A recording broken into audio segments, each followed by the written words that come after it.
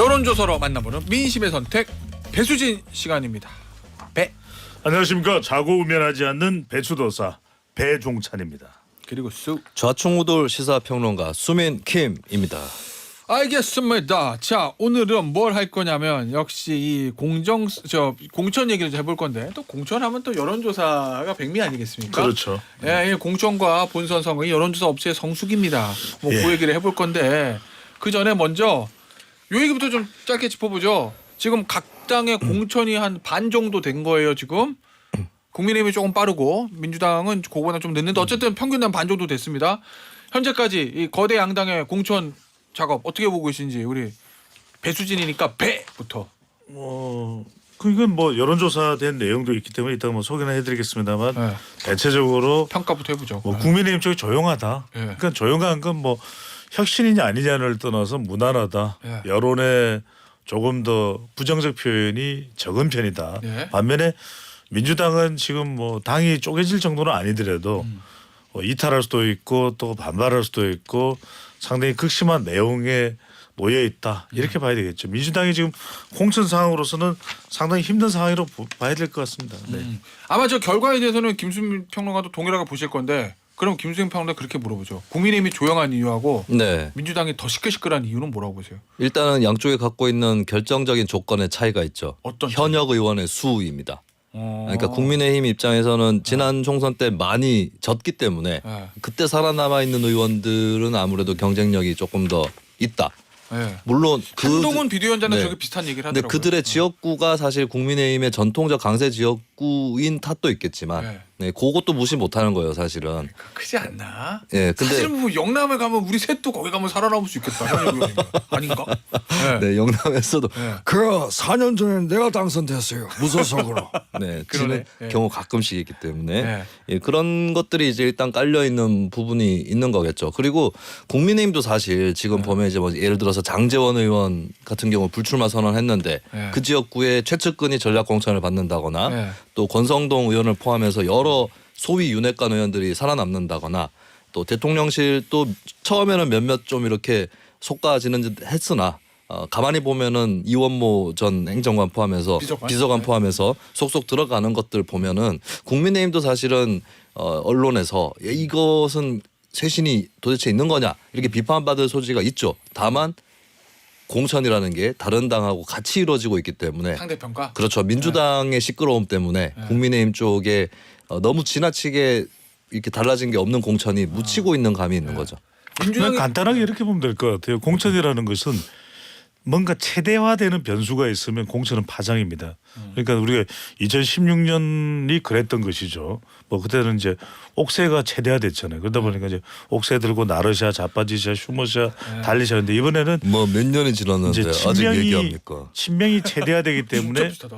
친명이 최대화되니까 이제 가장 큰 문제죠. 반면에 국민의힘은 가장 큰 걸림돌이 이제 윤심이었는데 윤심이 없는 건 아니죠. 하지만 최소화되고 있다. 이게 가장 큰 차이라고 보였죠. 친명 최대와 윤심 최소화의 이 차이가 네. 지금 공천에 대한 평가의 차이다 이렇게 봐야 될 것 같아요. 그러면은 윤석열 대통령의 윤심은 그래도 최소화돼서 국민의힘은 그래도 조용히 무난하게 가는데 좋아 천천히 가. 톤이 낮아졌어 마지막에. 그렇습니다. 근데 어쨌든 좋아 가는 되는데 천천히 가야 된다. 네. 그런데 민주당은 이재명 대표 2심, 친명의 명심 이게 너무 세져가지고 분란이 있는 거다. 그렇죠. 그러니까 이게 만약에 이런 식으로 갈 것 같으면 굉장히 내부적으로 또 정교하면 되거든요. 네. 첫 번째는 평가의 정교성, 네. 그다음에 심사의 정교성, 네. 그다음에 조사의 정교성. 그러니까 여론조사 기관도 우리가 이름을 알만한 회사들을 막나 우리가 자주 인용하는 회사들 있잖아요. 그 얘기는요 광고 듣고 3부에 해보도록 하겠습니다. 알겠습니다. 이 물 흐르듯한 유려한 진행. 야 광고 듣고 올게요. 이 저 공천 분란 최소화하는데 앞서 배 소장 그 얘기해 줬잖아요. 조사의 공정성. 네. 이게 왜냐하면 사실은 본선은 뭐 일각에서는 뭐 부정선거다 이런 주장을 하긴 하지만 어쨌든 유권자들이 투표소도 직접 찍고 선거에도 관할하니까 그 결과를 이제 받아들이는데 이게 이제 경선은 좀 여론조사를 하다 보니까 이게 맞는 거야 아닌 거야라고 진 사람 입장에서는 좀 의문을 제기할 수도 있는 구조거든요. 구조 자체가. 그렇죠. 그런데 지금 굉장히 이게 이제 민감한 겁니다. 수도 없는 뭐 30년 동안 이 분야에 있으면서 뭐 수도 없는 여론조사를 했죠. 네. 뭐 다 밝힐 수는 없습니다만 굵직굵직한 뭐 대통령 당선자의 운명을 결정짓는 조사도 했었었고. 아 예전 단일화. 예, 그렇죠. 뭐 예. 근데 이제 중요한 건 이런 거예요. 첫 번째로 이제 절차성입니다. 지금 민주당이 경선 자동응답 조사 기관을 선정했다고 이제 문화일보 보도가 나온 자료인데 티브릿지, 우리 리서치, 유엔미 리서치를 선정했는데 지금 보도에 따르면 리서치 DNA를 나중에 추가로 선정했다는 거예요. 아 보도는 그게 나와요. 이제 리서치 DNA라는 회사가 공개 입찰에서 탈락했는데 모 의원이 당직 의원이 야 얘네 또 집어넣어 이렇게 했다라고 그렇죠. 됐어요. 자 그런데 티브릿지, 우리 리서치, 유엔미 리서치 추가로 선정된 그 절차와 과정은 알 수 없지만 첫 번째가 절차성이에요. 네. 근데 절차성인데 지금 이제 이 리서치 DNA다. 그럼 우리가 알고 있는 리얼미터나 조원 CNI나 뭐 갤럽이나 네. 뭐 한국 갤럽 리서치. 떠나서 이제 네. 한길 리서치나 네. 뭐 이런 등등의 여론조사 공정이나 네. 이런 데는 왜 단 한 군도 선정이 안 된 거죠? 그러니까 이게 좀처럼 납득이 안 된다는 거예요. 반면에 네. 이제 국민의힘은 제가 이 보도를 본 바로는 전화 면접 조사 회사가 지금 하고 있다고 알고 있거든요. 근데 네. 두 번째로는 투명성인데 이 자동응답 조사가 저는 신뢰할 수 없다고 말씀드리는 게 아닙니다. 그런데 전화 면접 조사 기관을 대체로 우리가 조사에 경선 조사에는 또 활용을 많이 해왔고 물론 이제 민주당은 자동응답 조사도 활용을 많이 해왔습니다만 이번의 경우에는 유독 여러 논란이 많고 또 지적이 될 만한 그런 상황이잖아요. 왜냐하면 아까 김수민 평론가도 이야기했지만 이번이 숫자가 많아서가 아니라 친명 비명으로 갈려 있어서 온갖 논란이 되는 거예요. 뭐 개파가 하나도 없이 하나로 원팀 플레이를 한다면 이런 일이 없겠죠. 또 기준이 명확하다면 세 번째는 뭐냐면 공신성이에요. 왜 이 업체들이 선정이 됐는지 이 업체들이 그러면 어떤 조사를 통해서 어떤 결과를 통해서 지금 조사 대상자들에게는 전달이 됐는지 이걸 알 길이 없어요. 근데 이건 분명히 경선 여론조사 규칙이 있습니다. 각 당마다. 이건 적어도 후보자들한테 공유가 돼야 돼요.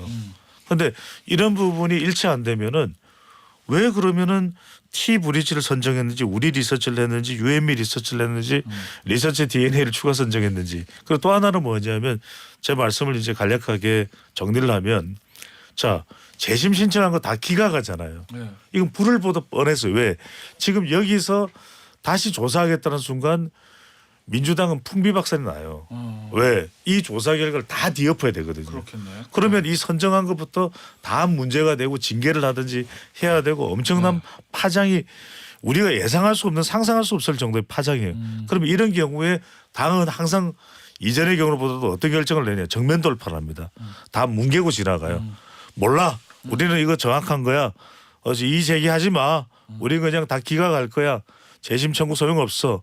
그러면 결과적으로 여기에 묻어 있는 불신은 해소가 안 되는 거죠. 자, 이 리서치 DNA를 이제 경선에서 배제하기로 했잖아요. 이 회사를. 네. 어제 민주당에서 밝히기를 리서치 DNA가 조사에는 문제가 전혀 없으나 불필요한 정치적 논란으로 민주당에 부담이 되기 때문에 조사 업무를 하지 않겠다. 이런 입장을 당에 알렸다. 그러니까 당에서 소위 말하는 자른 게 아니라 리서치 DNA가 알아서 그만뒀다는 이런 얘기거든요. 네. 비명계 의원들이 이 리서치 DNA 조사 결과에 대해서 여기 문제 있는데라고 불공정한데라고 문제를 제기한 이유는 뭐예요?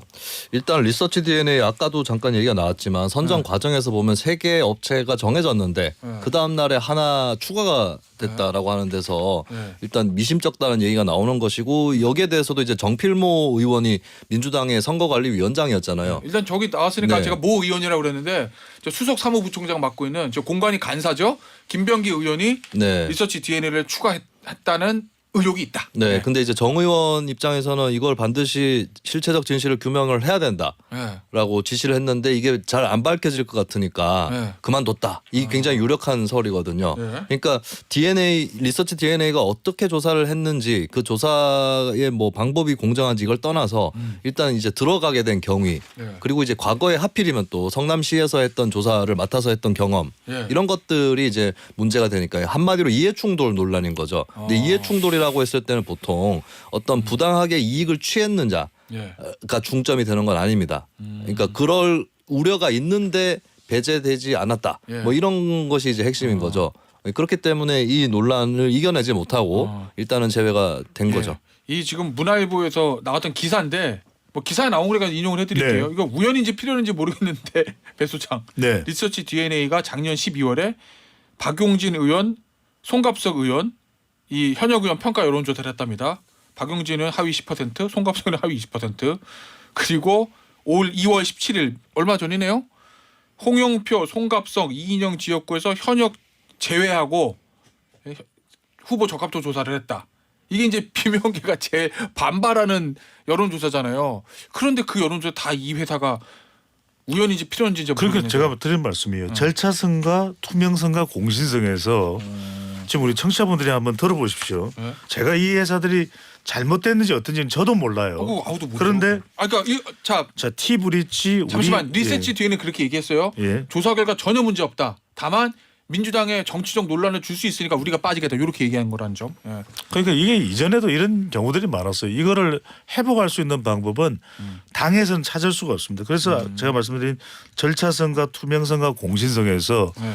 왜 우리가 익히 이름을 알고 있는 회사들은 과연 이 경쟁 입찰에 네. 참여를 했는지 어떤지 참여를 할 수 없었다면 무슨 이유였는지 네. 왜 자동응답 조사만 하는지 이건 후보자의 요구에 따라서 전화 면접 조사를 할 수도 있는 것이거든요. 그렇다면 왜 민주당은 일괄적으로 자동응답 조사만을 선택해야 되는지 또 이것도 살펴봐야 되겠죠. 이 조사 기관의 경영진과 민주당과는 특별한 인연관계가 없는지 과거에 뭐 당뇨였거나 예. 그러니까 이렇게 아무리 이야기를 해봤자 민주당에서는 어떤 얘기를 하냐면 우리는 일체 확인을 해줄 수가 없고 이 부분에 대해서는 당의 지도부와 공천관리위원회와 전략공천위원회와 등의 선거관리위원회 결정에 따른다라고 이야기를 할 거예요. 이때 대부분 이전의 경우를 보면 방법은 일단 법원에 가처분 신청을 해놓고 남부지방법원이 이제 관할입니다. 여의도가 국회이기 때문에 그런 다음에 이제 이걸 검찰의 수사를 통해서 이제 진위 여부를 밝혀야 되죠. 압수수색 등을 통해서. 그렇게까지 가면은 요. 근데 이게 쉽지가 않은 게 전화 면접 조사가 아니고 자동응답 조사이기 때문에 과연 이 이제 기계나 내용의 데이터에 소프트웨어에 누가 접근할 수 있느냐 어떤 포렌식을 거쳐서 이 데이터를 분석을 할 수 있느냐 굉장히 복잡해지는 과정이고 이런 부분들이 이전에 제가 말씀드린 이 절차성과 투명성과 공신성의 또 하나가 뭐냐면 리서치 DNA가 이전에 이건 좀 확인해 볼 필요가 네. 있다는 말씀을 재차 드리면서 보도에 나온 내용을 제가 인용을 하는 겁니다. 그러니까 이전에 이 성남에서도 여론조사를 했던 기관이 리서치 DNA라는 거 우리가 오비일학이라는 네 글자를 생각해야 될 것 같아요. 거의 170여 명에 달하는 현역 의원이 있는 당에서 민감한 공천을 할 때는 최대한 오해를 살 것은 피하고 이해를 사야 되거든요. 제가 항상 드리는 말씀이 정치권은 오해를 팔고 이해를 사라.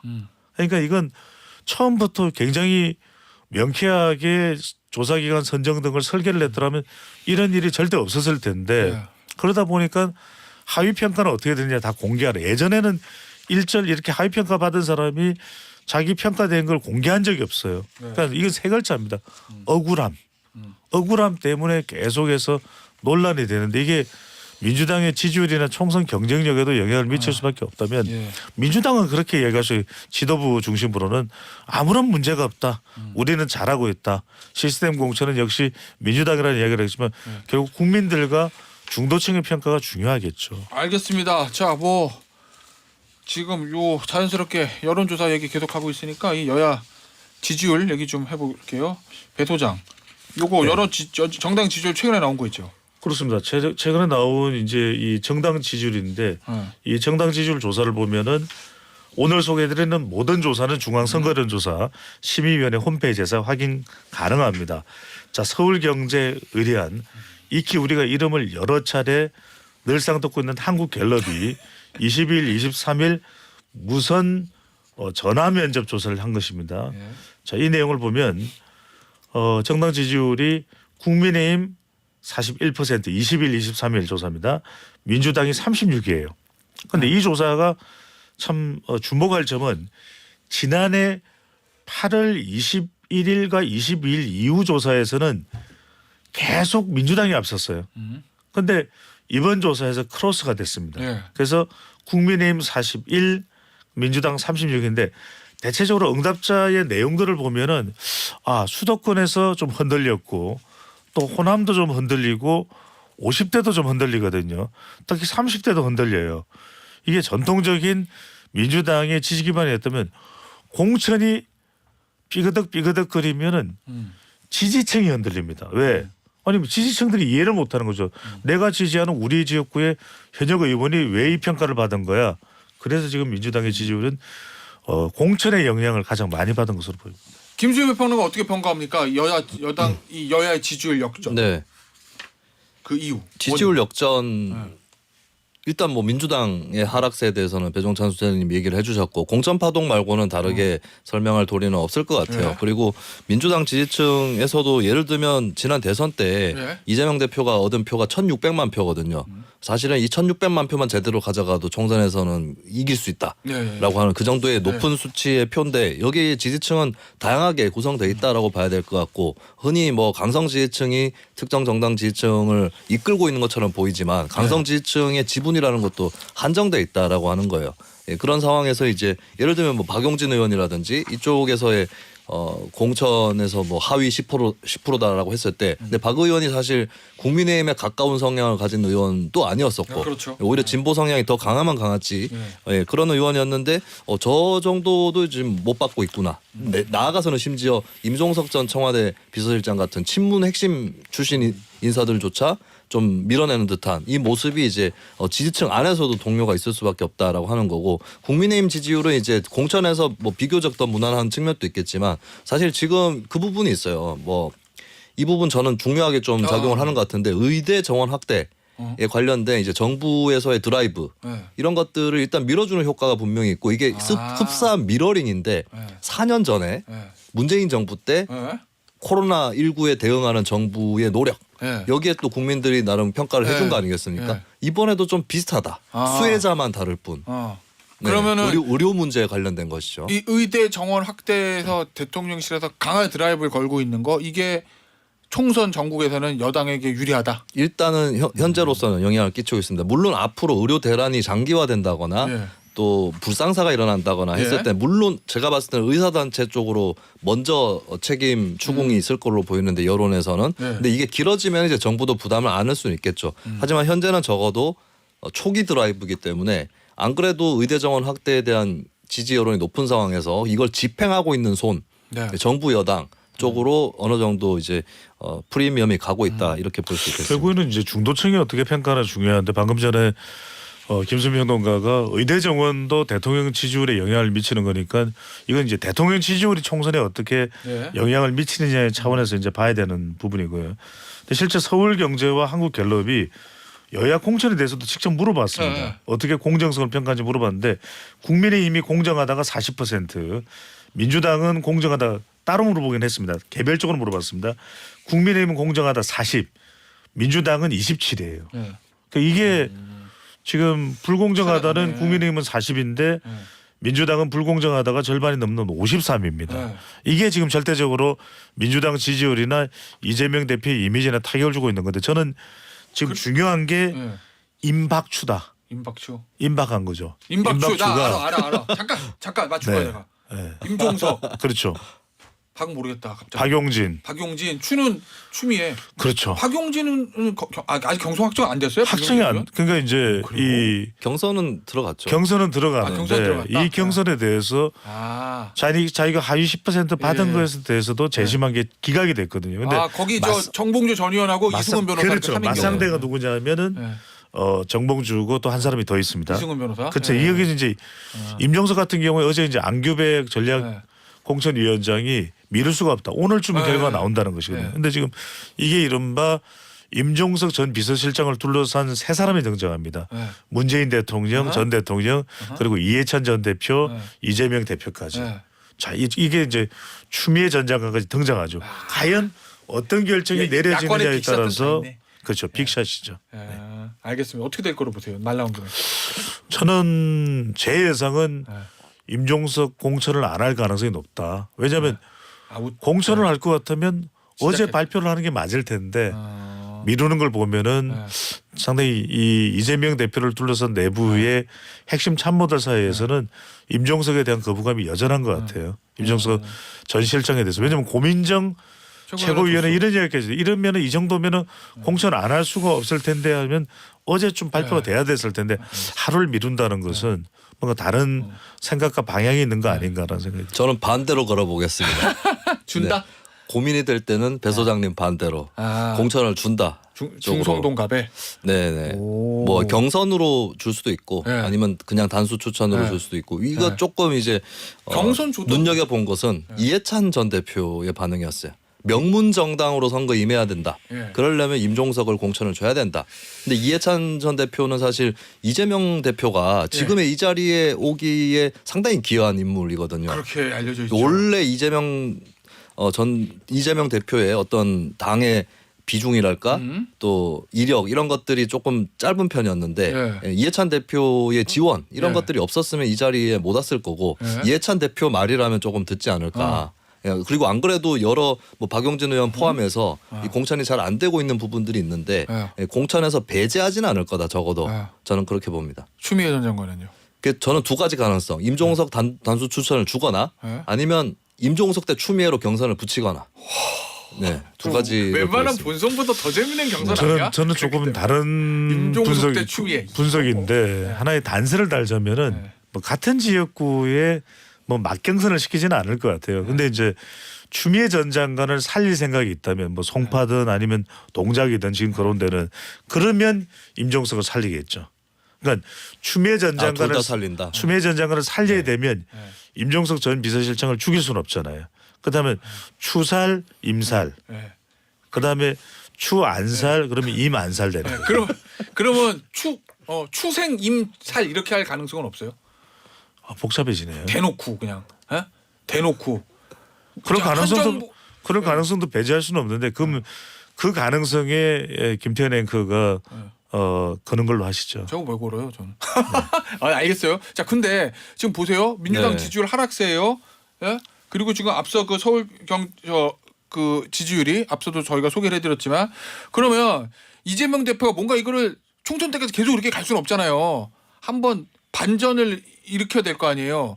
그 반전 카드로 제일 많이 나오는 것들 중에 하나가 예전부터 예상했던 게 네. 공천 다 해놓고 네. 마지막 이재명 대표가 극적인 불출마 선언 카드를 쓸 수 있는 거 아니냐. 뭐 이런 관측이 예전부터 있었거든요. 네. 그 가능성 얼마나 된다고 봅니까? 저는 이재명 대표 불출마나 혹은 대표 사퇴 네. 카드를 쓰기에 너무 늦었다고 봐요. 오. 그 카드의 옳고 그름을 떠나서 네. 적절성을 떠나서 이제 와서는 너무 늦었다. 왜요? 지금 불출마하면 네. 뭐 원희룡 전 장관하고 다 인천 개항을 해서 대기하고 있는데 네. 그냥 여기서 빠지는 것밖에 안 되는. 네. 네. 그래서 이제 본인도 혈투를 피하는 거 아니냐 얘기만 네. 들을 수 있는 거거든요. 네. 그렇기 때문에 이제 불출마를 할 수는 없지 않을까. 특히 이제 만약에 또 공천 전에 네. 이거를 좀 수습하려고 불출마한다. 이러면 사태가 더 커지는 게 네. 그러면 당내 친명 당원들이 뭐라고 생각하겠습니까? 이재명 대표도 빠지는데 네. 비명계에 대해서 총공세를 퍼부어야 되겠다. 니들 다 나가라. 예, 이렇게 될 수도 있는 거예요. 그렇기 때문에 현재로서는 네. 저는 저는 대표직 사퇴 카드도 한번 생각해 볼 수 있었다. 문재인 전 대통령처럼 4년, 예. 8년 네. 전에. 네. 근데 그것도 지금은 늦은 것 같고. 예, 현재로서는 이 대표 거치에 어떤 변화를 줘가지고 반전시킬 시기는 아니지 않는가 이렇게 봅니다. 글쎄 저는 좀 다른 생각입니다. 오늘 저 김수미 의원하고 다른 좀 또 다르지 의견을 않아요? 내놓을 수밖에 없는데 많이 달라요. 저는 3월 중순이 중요하다. 왜냐하면은 다음 주면은 대체적으로 뭐 몇몇 지역만 빼놓고는 공천이 일단락 될 거예요. 네. 왜냐하면 더 이상 미룰 수가 없기 때문에. 근데 공식 선거운동 들어가기 전에 한 3월 15일경에 지지율이 중요합니다. 이때 만약에 민주당 지지율이 한국 갤럽 기준으로 20%대로 간다. 뭐 이건 알 수는 없지만 그냥 가정을 드리는 네. 겁니다. 그러면 저는 이재명 대표가 결단을 내릴 수밖에 없다. 총선은 보름밖에 안 남았는데 한 20여일 정도밖에 안 남았는데 정당 지지율이 지금 10% 이상 국민의힘과 차이가 난다. 만약의 경우에 네. 그러면 이건 그대로 갈 수가 없어요. 두 가지 이유인데 하나는 본인이 계속해서 거취 표명을 하지 않은 것 때문에 이런 이재명 리스크다라고 판단을 할 수밖에 없는 것이고 그러면은 대표적 사태든 비대위 그러니까 마지막 판에 이 선대본부장 위주로 가는 그런 방법. 또 하나는 만에 하나 생각해 보십시오. 이게 결과가 어떻게 될지는 모릅니다. 워낙 지난 총선에서 180석이었기 때문에 선거가 성공적이었지 못했다고 판단되는 순간 모든 게 이재명 대표의 책임일 수 있어요. 그러면 차라리 내려놓고 공천도 다 끝났고 이제 더 이상 뭐 이재명 대표가 친명 입김을 불어넣을 이유도 없어요. 그러면 이때 이제 선대본부장 누군가가 했는데 아예 안 되더라. 봐라. 내가 할 거 다 해서 백의종군하고 내려놨는데 선거계가 이런 걸 어떡하냐. 그런 좀 리스크가 워낙 많으니까 크니까 이걸 해지하는 차원에서 좀 해소하는 차원에서의 결단이 3월 15일경 내려질 수도 있는 근데 거죠. 그때 가서 사퇴하면 왜 이제 와서 사퇴하냐 다 해놓고 네. 그리고 선거 지면은 당연히 네. 사퇴는 했지만 이 대표 책임이다 이렇게 될 거라서 저는 시점이 너무 늦은 게 아닌가. 그러면 불출마 같은 경우도 그럼 후보를 대신 누구를 낼 거냐. 예. 갑자기 임종석 전 실장을 글로 보낼 것이냐 이런 문제도 있을 것이죠. 자, 그러면 김수민 평론가가 생각하는 네. 저 반전 카드 뭐 있어요? 일단 이 대표 거취는 지금 이제 조정하기는 어렵다고 봤을 때 선대위원장 그나마 네. 네, 선대위원장을 이 대표가 채울 수 없는 그 공간을 채울 수 있는 보안 카드로 채우는 거. 누구? 예를 들면? 이건 다음 시간에 하면 어떨까요? 생각 안 했구나. 제가 어떤 글에도 사람을 콕 찍어서 얘기를 했는데 갑자기 부담스러웠어요. 괜찮아요. 네. 괜찮아요. 자, 누구? 예를 들면. 근데 전 당 내에서는 네. 불출마를 선언하기도 했던 이탄희 의원 정도 예 출격 당, 좀 당 밖에서는. 당 밖에서는 네. 제가 생각을 해보겠습니다. 그럼 공천 이대로 가고요. 근데 공천 다 끝난 네. 다음에 선대위원장 뭐 새로운 카드 온다고 의미가 있어요? 공천이 중요한데. 그러니까 제가 말씀드리는 거는 이 대표 거취를 건드려 가지고 어떻게 해볼 수 있는 여지가 별로 없기 때문에 네. 그게 겨우 남아 있다는 거죠. 그 그럼 카드가 그 전제는 공천은 지금대로 그냥 갈 거다. 가지 않을까요? 뭐 바람직 카드는 안 하든 간에. 네. 네. 제가 확실한 것은 시간이 없으니까 네. 이탄희 의원이 안 할 것만은 분명한 것 같아요. 네. 왜냐하면 3월 달에 5탄이 오는데 2탄이 아니죠. 그거는. 2호 공감입니다. 오늘 배수진은 한숨으로 마무리하겠습니다. 배소장 김수민 평론가였어요. 5탄이가 오는데 2탄이가 웬 말이냐라는 저 네. 배소장의 전언이었습니다. 여기서 마무리하죠. 감사합니다. 고맙습니다. 감사합니다.